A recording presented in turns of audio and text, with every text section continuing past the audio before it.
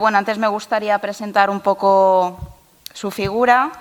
Fernando Figueroa es historiador, es doctor en Historia del Arte por la Universidad Complutense de Madrid, investigador independiente. Ha desarrollado desde el 95 una labor enfocada al estudio de la cultura marginal y las expresiones artísticas en el espacio público y en el ámbito popular. Ha colaborado en exposiciones, festivales, congresos, simposios y proyectos de investigación, impartiendo conferencias, publicando diversos artículos y libros sobre el graffiti y el arte urbano. A partir de su formación, historiadora, arqueológica, gráfico-plástica, actoral, escénica, literaria, docente. No sé si hay algo más. ¿Te plantas? Vale. Su trabajo interrelaciona diferentes aspectos de la cultura y subcultura, abogando por el estudio integral de todas sus manifestaciones. Entre sus publicaciones destacan Graffitfragen, una mirada reflexiva sobre el graffiti, graffiti universitario o Madrid Graffiti, historia del graffiti madrileño. Un aplauso, por favor.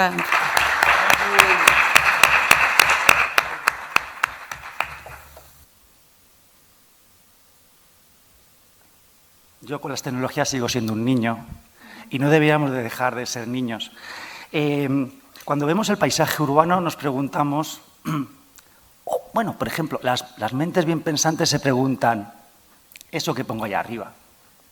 ¿Era irremediable llegar a esta situación?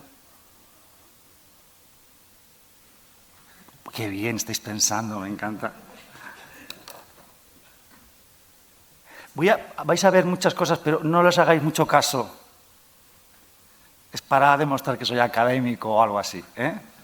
Pero quiero simplemente sugeriros que hay una profundidad detrás, como ha hecho Germán, en lo que aparentemente es muy simplón e imprescindible.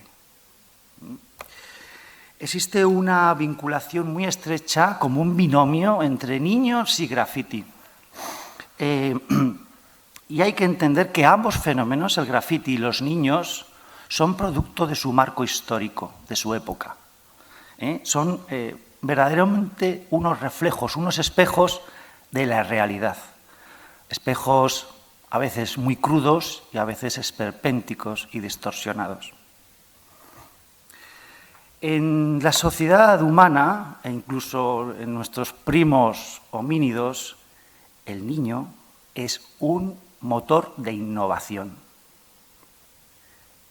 Y en el caso humano, vamos a fijarnos muy detenidamente en estos elementos básicos que son los que los caracterizan como motores de cambio. Curiosidad, osadía, deseo de notoriedad, inconsciencia. Este es el más básico. Si no hubiesen sido inconscientes los chavales del Nueva York de los años 70, nunca se hubiesen embarcado en esa aventura. Hubiesen dicho, eso es imposible, lo que te va a venir encima, no lo hagas. Inconsciencia, de la buena. Proyección inmediata, idealismo, el motor del mundo. Afán de superación, falta de materialismo, algo que se está perdiendo hasta en los niños. Bien, pero lo que observamos es que en nuestra época va a darse en la posguerra mundial unas condiciones favorables, tanto intrínsecas dentro de lo que es el elemento niño, vamos a hablar, como del ambiente que van a favorecer esta eclosión grafitera. En una era fundada sobre el principio de la creatividad. El grafiti infantil es una constante cultural. Va a estar a lo largo de nuestra historia, e incluso en sociedades ágrafas. Ahora, hay un elemento curioso que hay que distinguir. Existe un grafiti infantil y existe un grafiti escolar. Esto es muy interesante porque si hubiese que ser serio, si alguien te preguntase ¿cómo podemos acabar con esta lacra grafitera? La solución inmediata, drástica y sabia sería eliminar las escuelas. Hostia, se deja... Si valoramos todo lo que hay detrás de simbolismo dentro de una actividad grafitera, abundan las cosas buenas. Es muy poco la expresión dañina dentro de cualquier tipología de graffiti. E incluso se extralimita el uso de la etiqueta vandálico. Veremos esa cuestión en algún otro momento. Bien, vemos que existe esa ambivalencia en el fondo en cualquier tipo de expresión, ya sea una expresión marginal o una expresión oficial.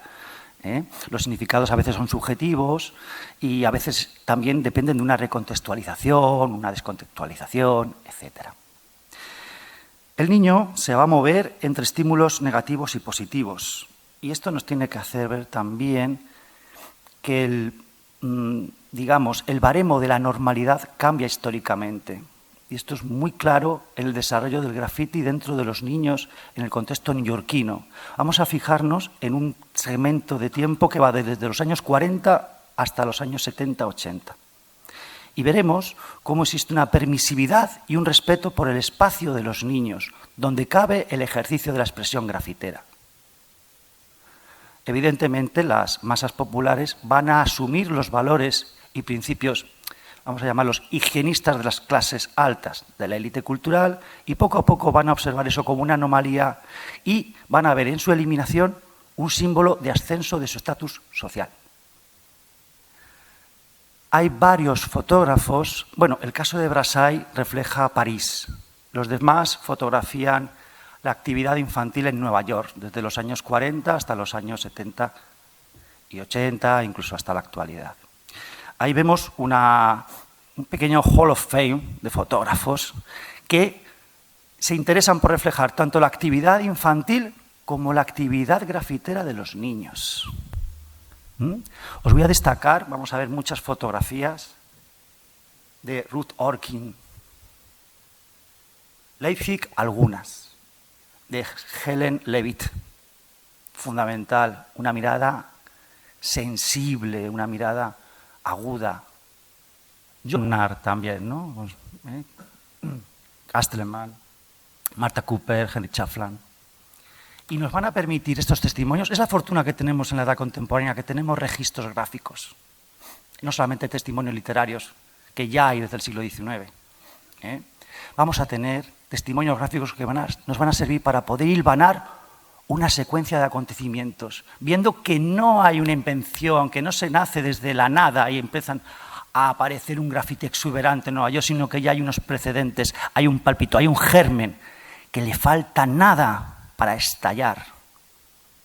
El niño sano, el niño sano no para, el niño sano explora los límites y se expresa, es extrovertido. Fijaros, he dicho 3 cosas que están implícitas en el writing, en el graffiti, en lemas que significan sus principios.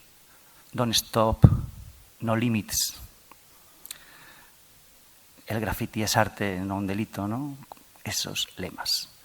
Porque no hay que despreciar que un movimiento, que una subcultura haya nacido de la mirada ingenua de los niños. No, no hay que despreciarlo. Para mí es un tesoro.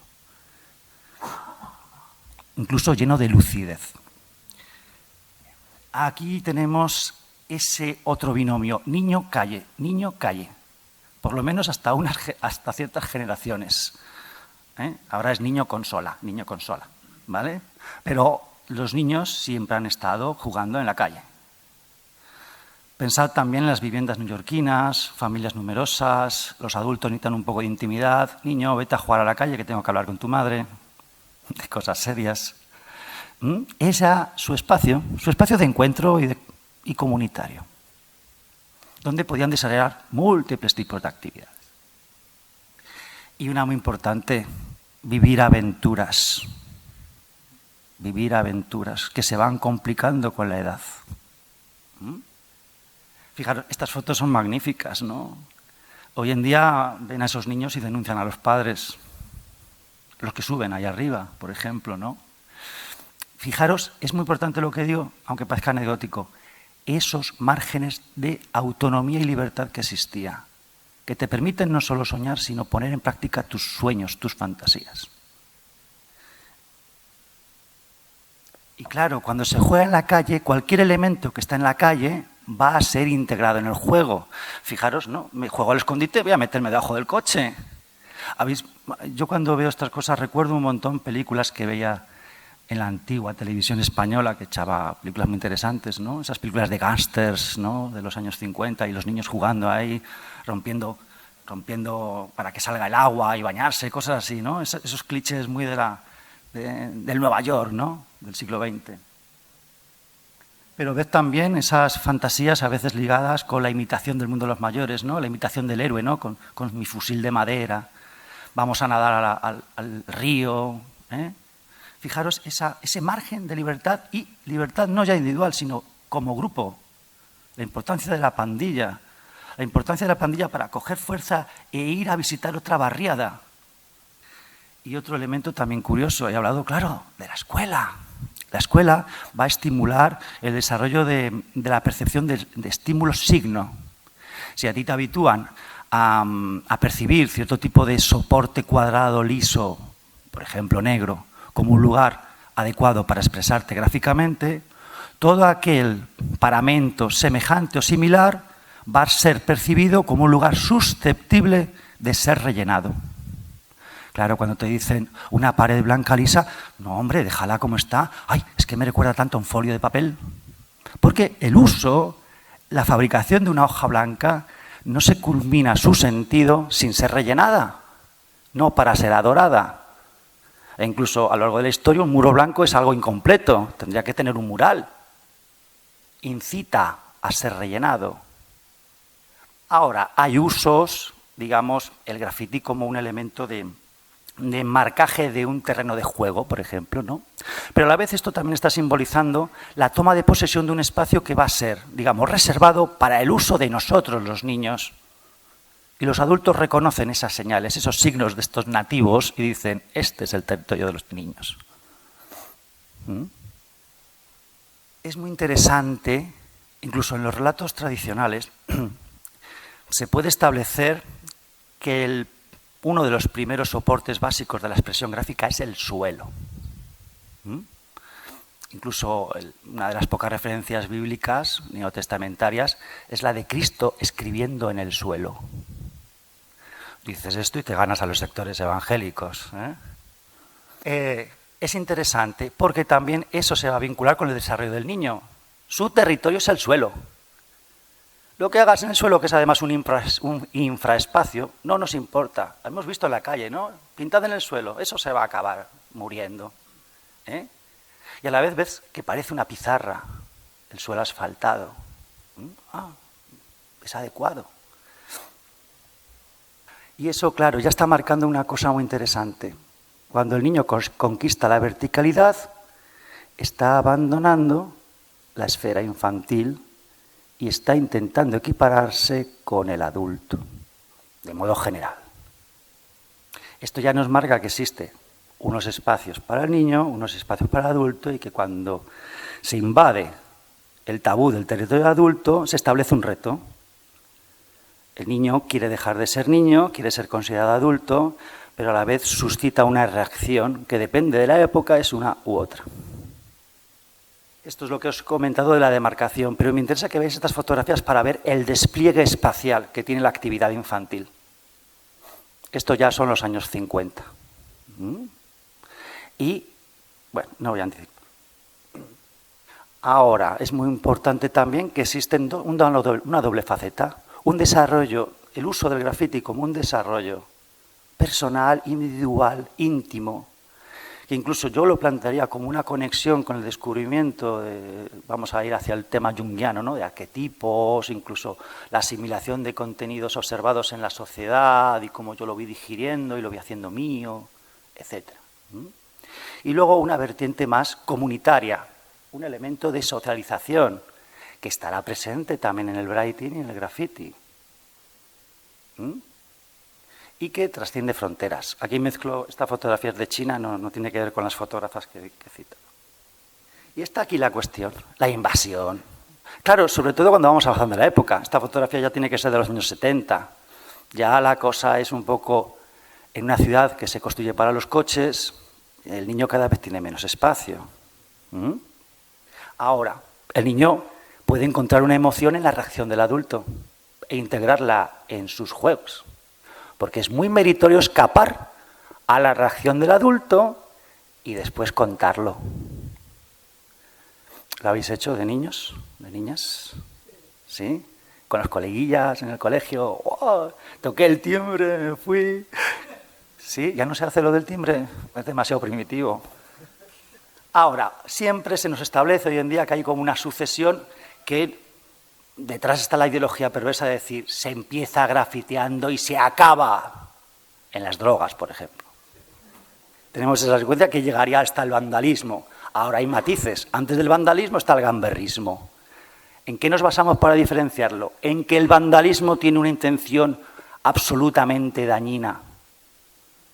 El gamberrismo no tiene por qué, pero sí prima el elemento del humor que no está en el vandalismo, a menos que sea muy negro. Normalmente el graffiti se mueve mucho más en el gamberismo que en el vandalismo. Bueno, entonces puede haber debate. Ahora, cuando el niño se da cuenta que está trasgrediendo normas, está aprendiendo de su sociedad, de los códigos culturales. Y entonces puede asignar significados a su acto rebelde. Ya no es una rebeldía por dar la nota, hacerme notar, llamar la atención, sino que ya le da una meritocracia, le da una forma, un mensaje de empoderamiento, ¿eh? Puede jugar de 1000 maneras con ello, incluso enfrentando a adultos entre sí. Y es muy importante esto. Hay una dualidad ocasionalmente en el grafiti infantil. A veces se dibuja algo para conseguir el aprecio adulto y a veces se dibuja algo para conseguir el aprecio de tus iguales. En cierta manera, en el desarrollo de la vertiente artística dentro del writing, el graffiti, hay un interés por ganarse el afecto de los adultos y conseguir legitimar su acción desde la idealista presunción de que el arte es bueno, yo hago algo bello, estoy enriqueciendo este muro que no tiene ningún valor, lo estoy convirtiendo en arte, tienen que reconocerlo. Es muy ochentero esto. Yo hago bien aunque me digan que está mal, pero no, es que así no va el mundo adulto, chaval. No. ¿Tienes permiso? No, entonces no. Bien. ¿Qué sucede? Que en esta, familiaridad del uso del graffiti, como con otros tipos de instrumentos, o de técnicas, o de medios, de pronto se va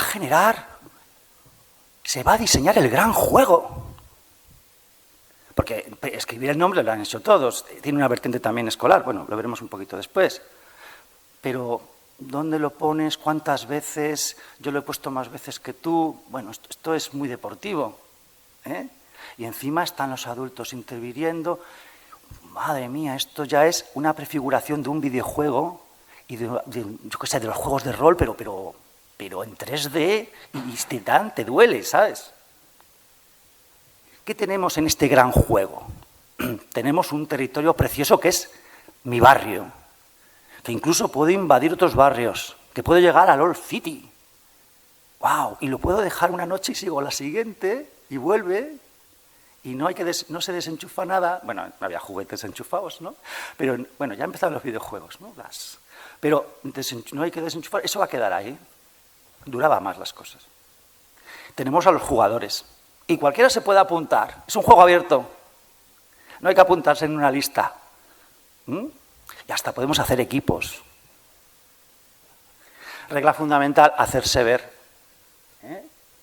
Y ponemos en juego todas nuestras habilidades a la búsqueda de la originalidad, porque eso puntúa mucho, la personalidad propia, a través de un elemento muy interesante. Ejercito el valor,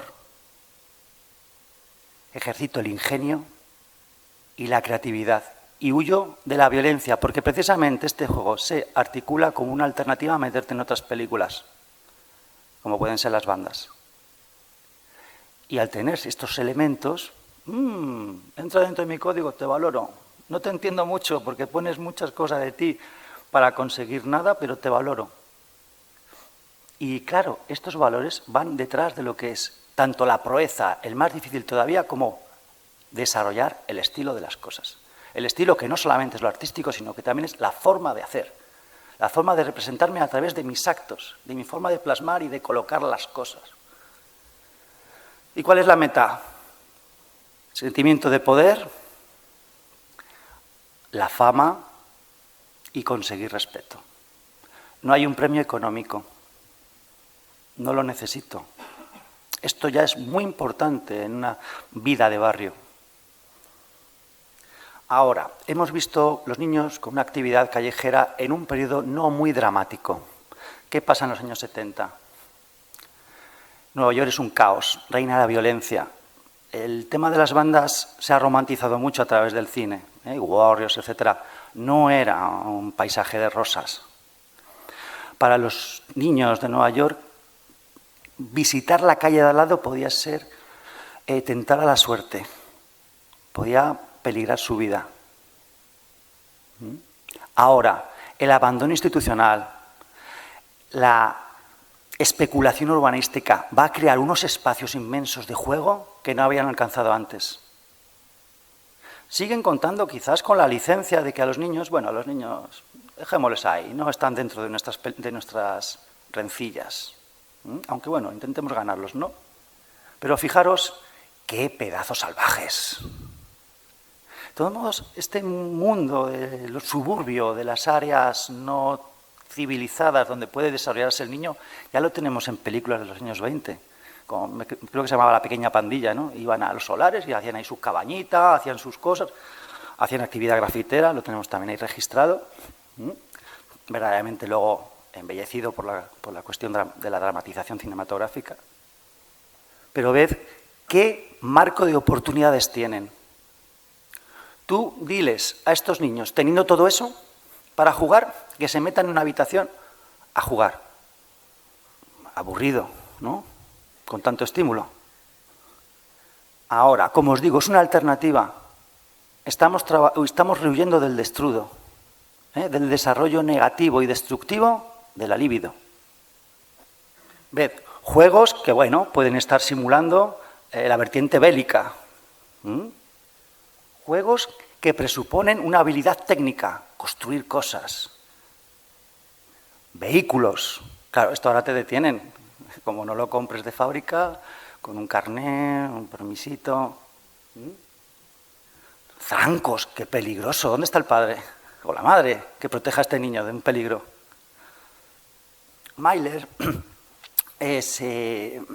Norman Mailer vio que también este tipo de actividad grafitera, la concentración en la actividad grafitera, en la actividad gráfica y plástica por parte de los niños, respondía también a un deseo, también coincidente con los adultos, de anular la presión de la arquitectura de las viviendas sociales en Nueva York. Esas moles anodinas, esos colmenas que deshumanizaban al ser humano. Y ahí hay una conexión muy interesante entre el grafiti infantil, entre el writing y el grafiti carcelario, donde el leitmotiv del nombre propio o del mote es fundamental para no perderse, para no dejar de sentirse un ser humano. Concentrémonos solamente en la idea de que el grafiti es una herramienta de reequilibrio, tanto personal como social.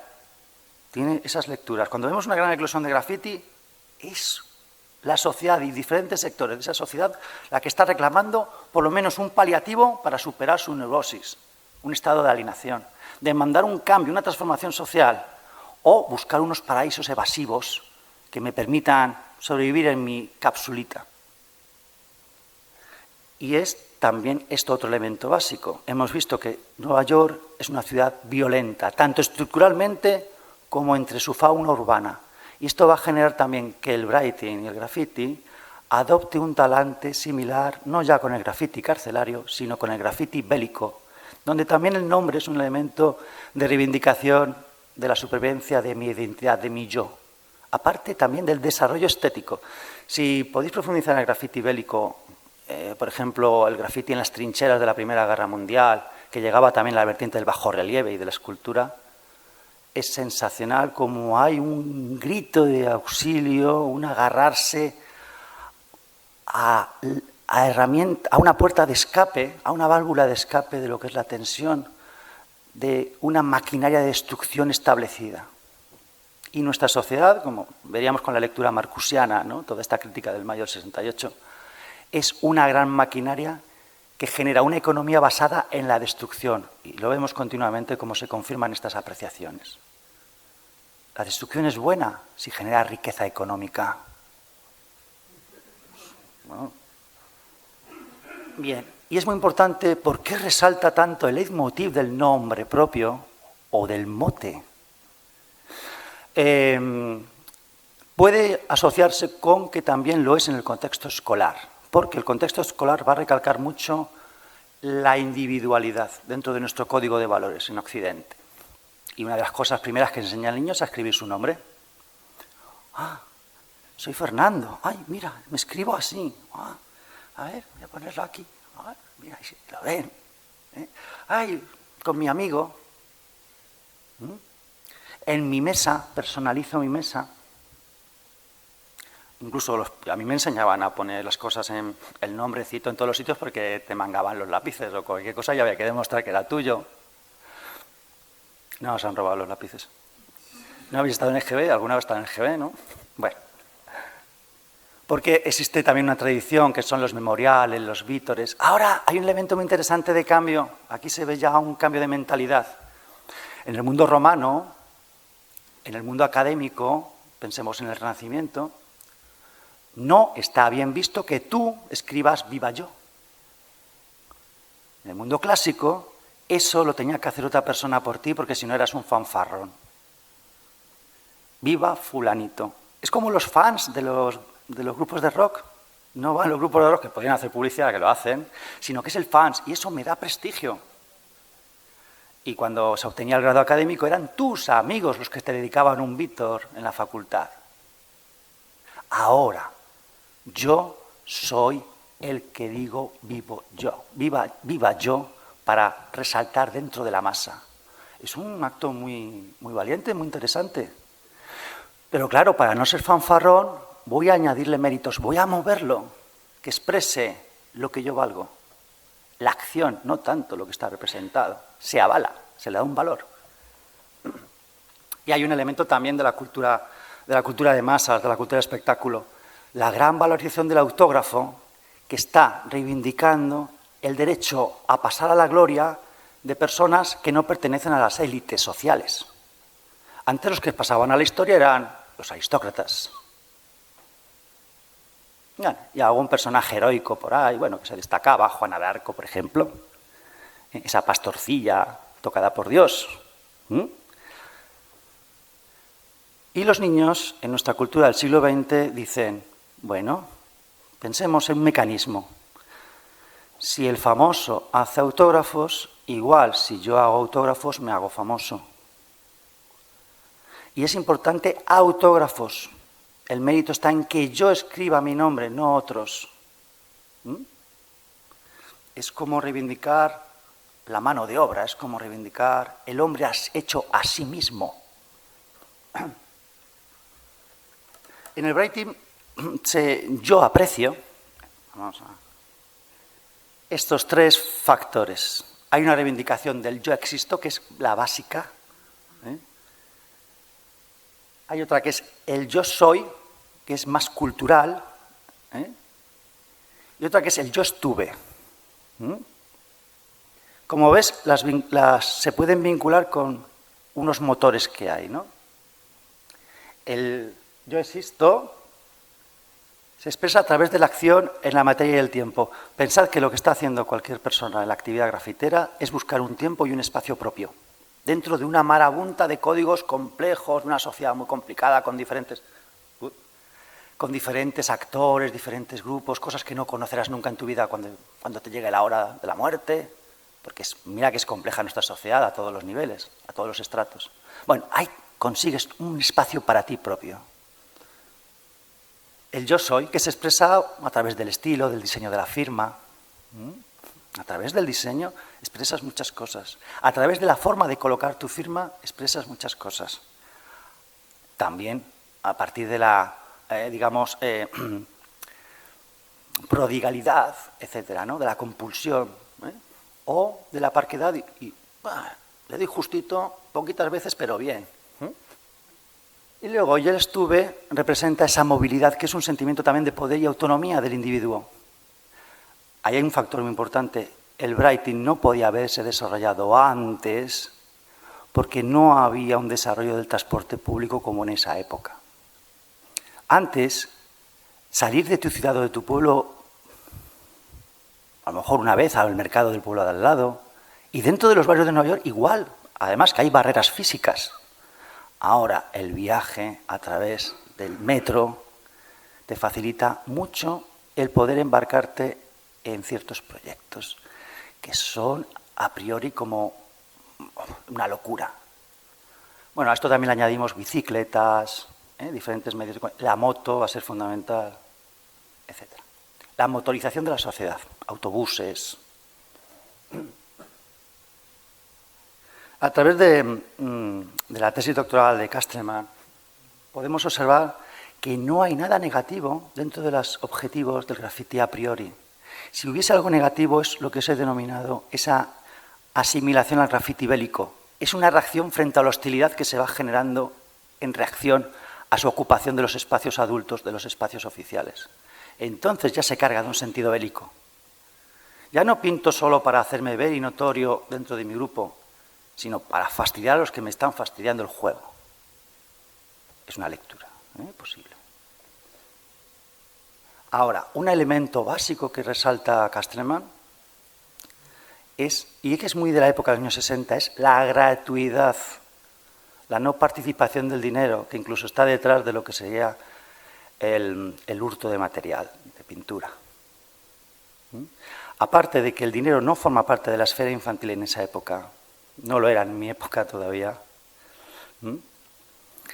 el acceso a los bienes materiales tienen que ser realizados por otra estrategia. Cada vez implica un desarrollo de una meritocracia, de un ingenio. Es muy interesante cuando estuvo aquí Castleman en España preguntarle qué era el graffiti para él. Esto es un paréntesis. A mí me descolocó y a otra gente que le escuchó también, pero es muy, muy lindo. Es para haceros pensar, otra pildorita de esas. El graffiti es cualquier cosa, dijo cualquier cosa, gratis en el espacio público. Palabra del Señor, no lo sabemos. En todo este proceso hay un deseo de maduración personal. En el fondo se quiere uno equiparar al adulto. De ahí nace el reto. Cuando tú dices no a tu padre, no a tu madre, hay una tensión, sobre todo si tienes ya a lo mejor 15, 16 añitos, ¿no? Bien. Ahora, fijaros, bueno, esta foto es muy interesante, fijaros cómo se cohabita con el muralismo social y político, cómo eso va a empapar, eso lo vamos a ver delante, simplemente tened en cuenta esa fotografía de ahí.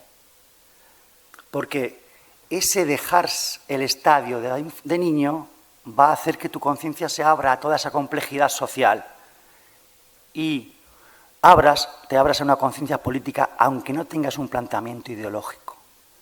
Pero eres consciente de que la represión que te ejercen por grafitear no es la represión del adulto que reprende al niño, es la represión de un aparato sociopolítico y económico que te está diciendo que ahí no tienes permiso para hacer eso, porque no eres la persona legitimada para hacer eso y que necesitas pasar por unos cauces para conseguir ese privilegio. ¿Por qué esta generación de posguerra a partir de los años 40 y 50 va a dar el gran salto? Por lo que come. La televisión es nutritiva, decía un grupo de la movida. El gran desarrollo de la industria destinada a ese proceso para el niño se va a desarrollar en ese momento. Ya antes hay actividad, pero va a ser un boom. ¿Por qué? Porque precisamente se ha producido el baby boom. Es un gran mercado. La gente ha empezado a parir como conejos después de la guerra. Como conejas, perdón, soy políticamente incorrecto. Como conejas. Y esto va a suscitar un gran nicho de negocio. Y es fundamental todos esos elementos. Libros ilustrados, portadas, cómics, el cómics, porque también les interesa la producción de los adolescentes y juvenil. Los cromos, los carteles. Hay un montón de estímulos visuales, gráficos, que van a hacer que su graffiti les parezca, esto es muy de niños, esto es muy pobre, quiero hacer cosas más grandes, quiero parecerme al mundo de los adultos. Cuando dicen que en el graffiti hay muchas aportaciones originales, yo os voy a decir sinceramente mi opinión. La gran aportación que hace el mundo del writing y del graffiti es la constitución de una comunidad emocional en torno a la práctica del graffiti como aglutinante. No hay más. Los estilos responden a una actividad de bricolaje. Ya están antes. Su generación anterior ya los tiene en el mundo legal. Eso está antes, realizado antes del boom del graffiti. El estilo burbuja, Bambo D. El 3D, bueno, estilo así tipo Superman, eso ya está en el cómic. Lo único que lo hacen es trasladarlo a la calle, al tren. No es original. Yo inventé el estilo terremoto. Tú llevaste el estilo terremoto al soporte de un vagón. E incluso el uso del vagón como soporte, incluso grafitero, no es original. Incluso una peculiaridad que le diferencia al graffiti de firma neoyorquino del graffiti de firma de otras ciudades es esa variación visual, gráfica o plástica sobre el leitmotiv del nombre.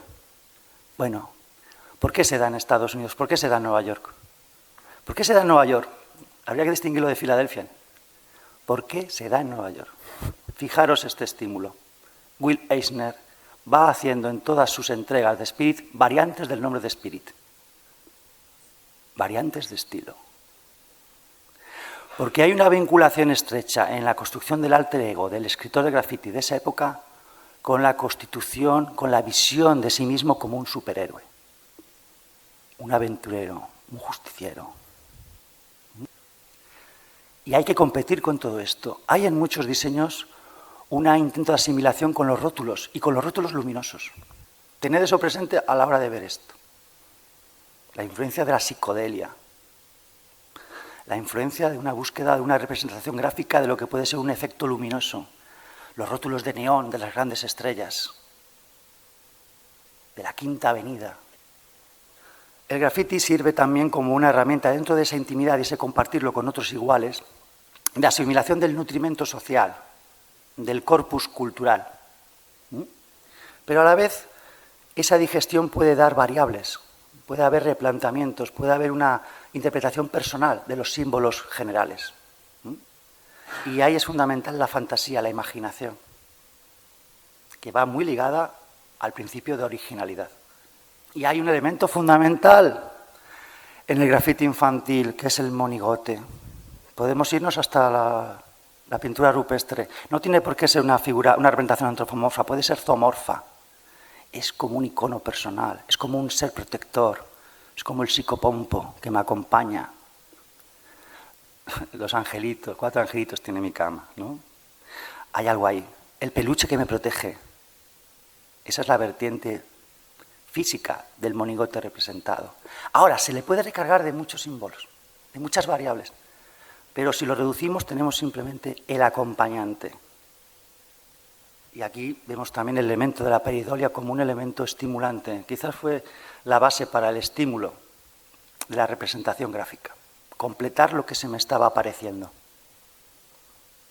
Y ese diálogo con las arquitecturas urbanas, porque en principio estábamos diseñados para conectar con las texturas de la naturaleza.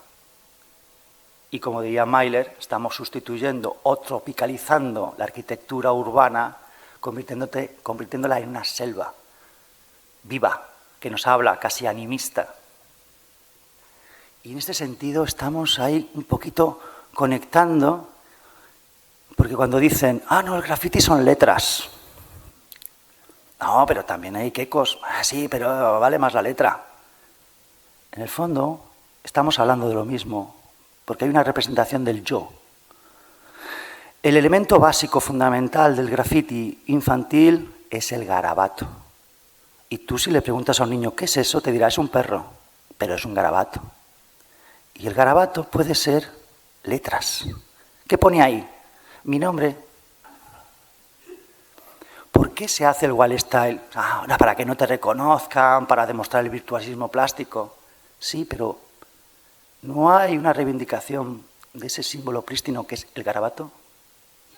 Que es lo más personal que hay. Nadie hace el garabato como yo. Aparentemente son todos iguales, pero es que mi garabato yo lo reconozco. Esto es para haceros pensar, ¿eh? Estamos en las hipótesis.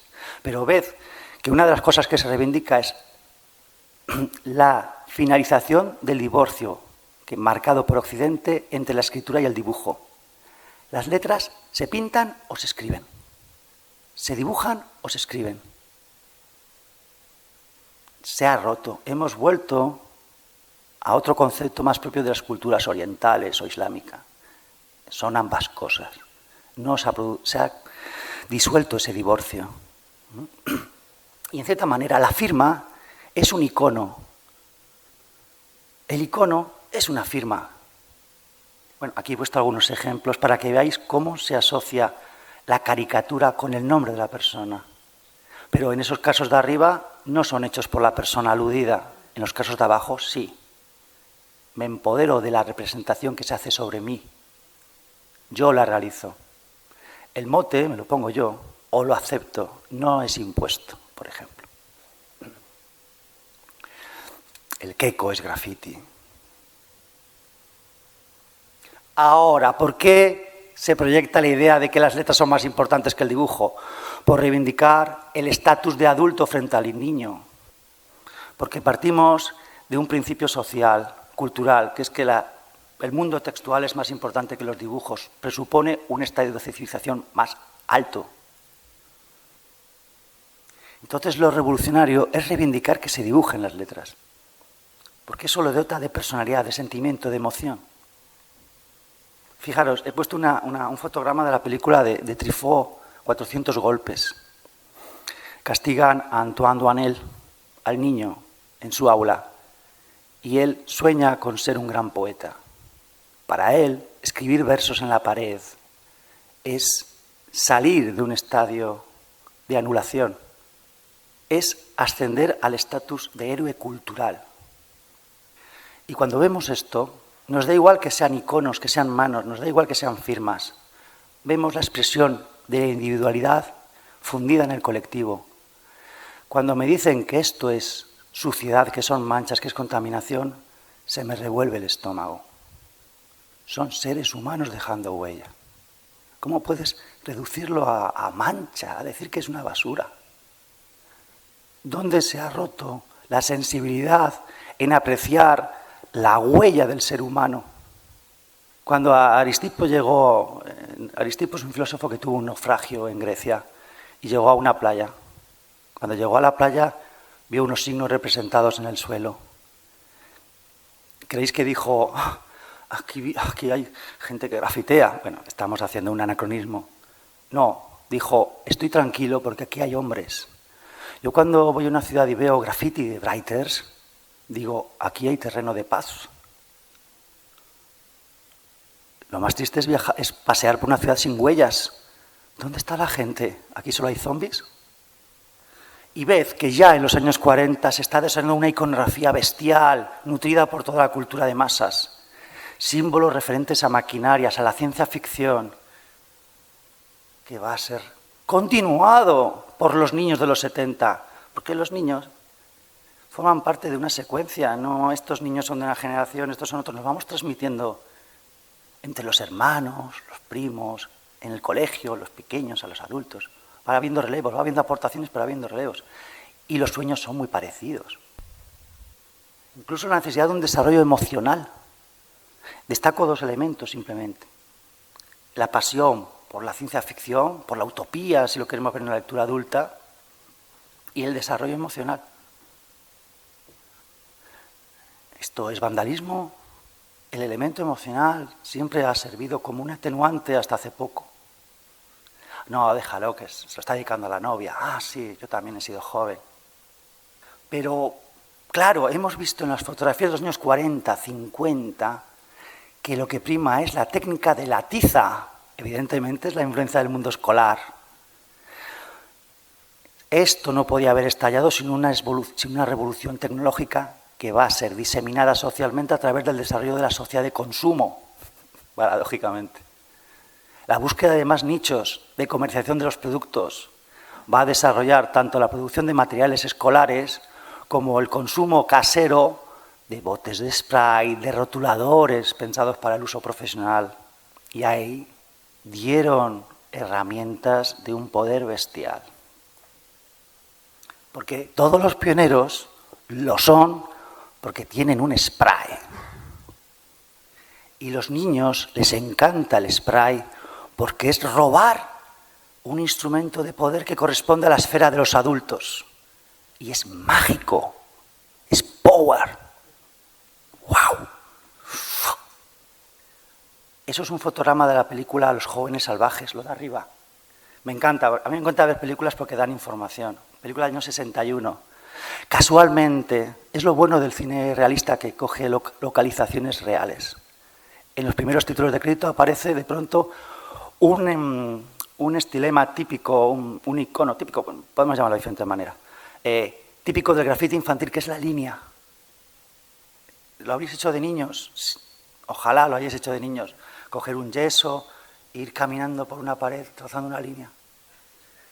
¿Qué hay ahí de atávico? Lo has hecho, ¿verdad? ¿Te sentiste bien, verdad? ¡Wow! Hay una gran lectura filosófica detrás de eso. Es aprender del discurso de la vida. Nace, se desarrolla y en algún momento acaba. Tienes que aceptarlo. Pero es simplemente a través del placer, del erotismo manual que lo compartimos con los homínidos. No podemos quedarnos quietos sin tocar algo, incluso hacer cositas. Me he ido a las ramas, como los monos. Bien, a lo que vamos. En ese fotograma vemos eso y vemos unos niños agachados junto a un cubo de basura jugando con un bote de spray que a saber de dónde lo han cogido.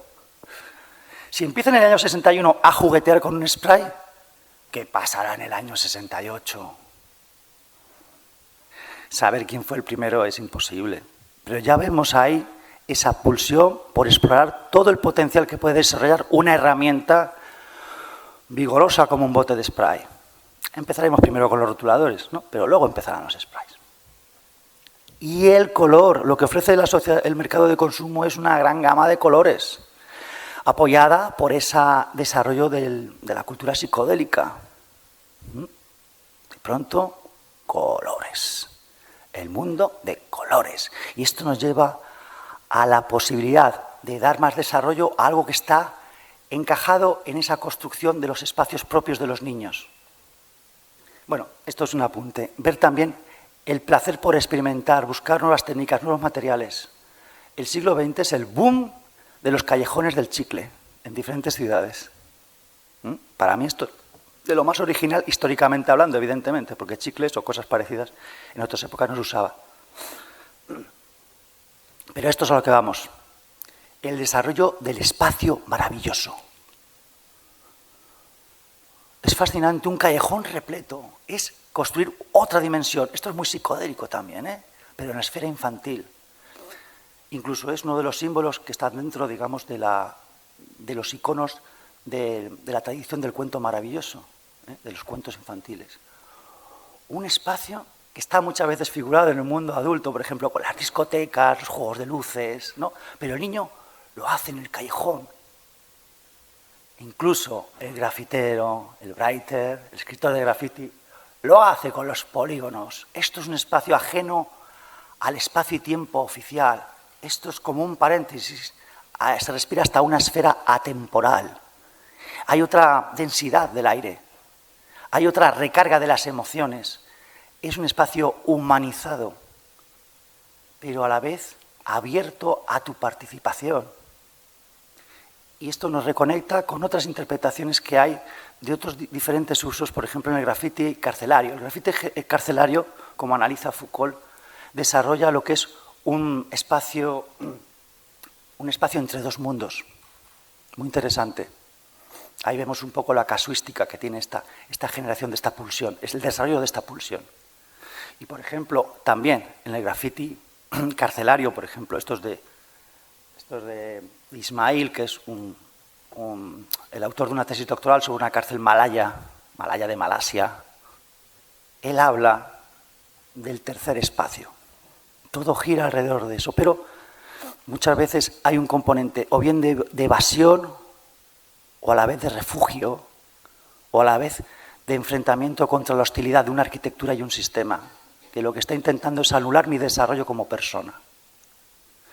Y en el caso del niño, que no está dentro de estos extremos, hay también un desarrollo de desarrollar su personalidad a través de la creación de un espacio propio, donde él entre en diálogo profundo con sí mismo, y a la vez ese diálogo a lo mejor se facilita, sí, se facilita seguramente, con el que cuento con mis iguales.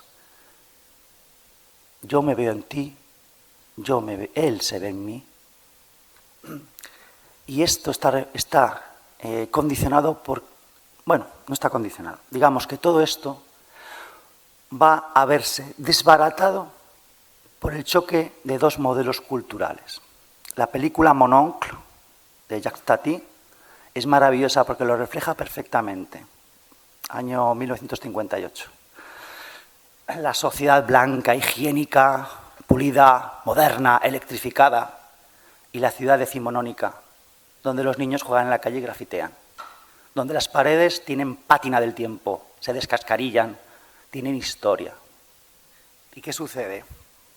Va a estar venciendo el modelo de la higiene, de la pared blanca, de la pared lisa, de la escuadratura de 90 grados.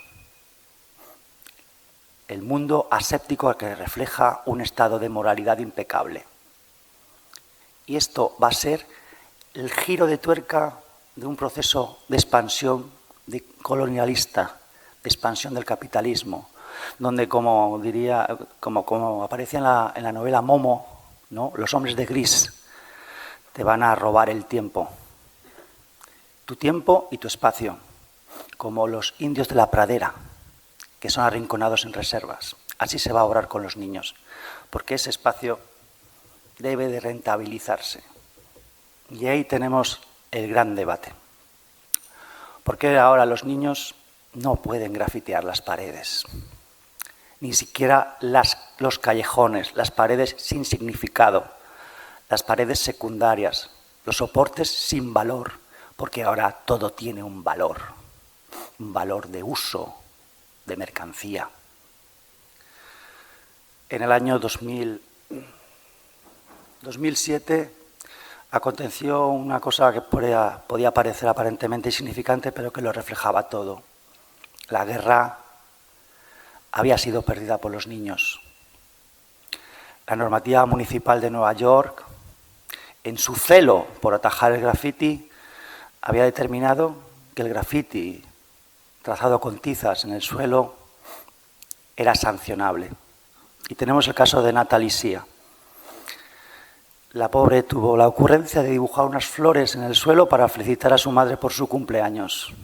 Llegó el agente de la ley y, como corresponde a una persona cumplidora y celosa, ¿no?, del cumplimiento de la ley, le puso un pedazo de multa.